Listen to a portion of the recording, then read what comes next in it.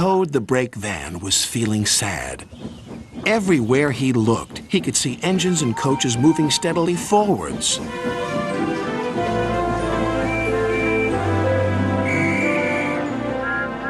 They all looked confident and cheerful. One day, he decided to talk to Oliver, the Great Western Engine. I'm always going backwards, Mr. Oliver. I have forward-thinking views. I could be a leader, if you know what I mean. You can't be a leader without a train to follow you. You don't have a train, Gordon said. Toad felt sadder still. Oliver wanted to help. You're a very useful brake van, Toad. You help me brake, and you keep my freight cars in order when we go down hills.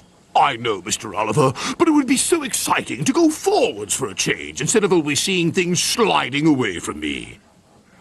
The freight cars were cross with Toad. Who's he to start complaining? He's lucky to be able to look after us. Let's teach him a lesson.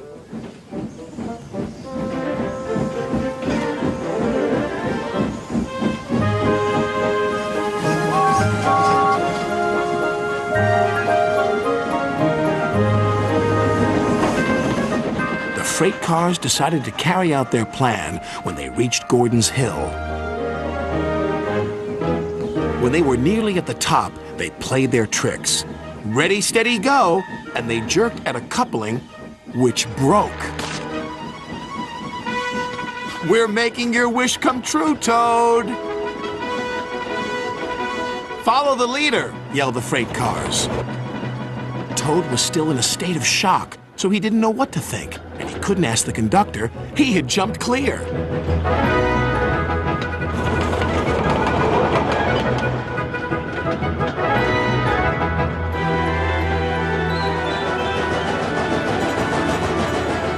Faster, faster, as fast as you want, screamed the freight cars.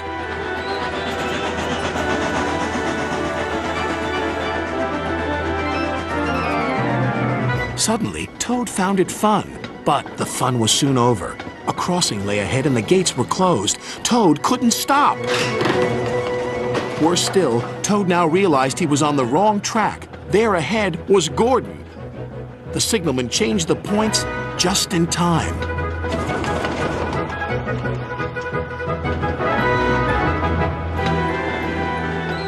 On, faster, cried the freight cars.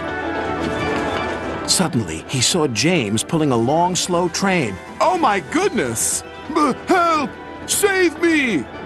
A quick-thinking shunter did, just in time.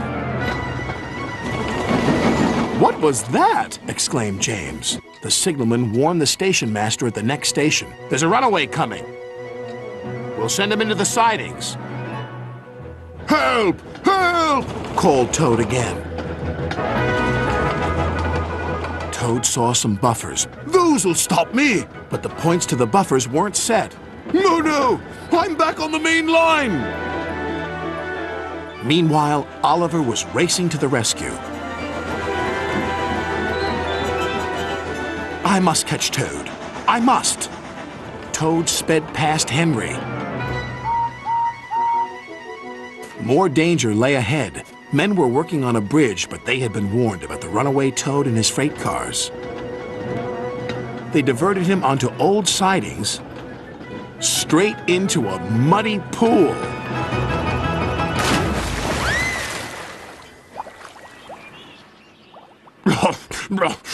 Stopped at last.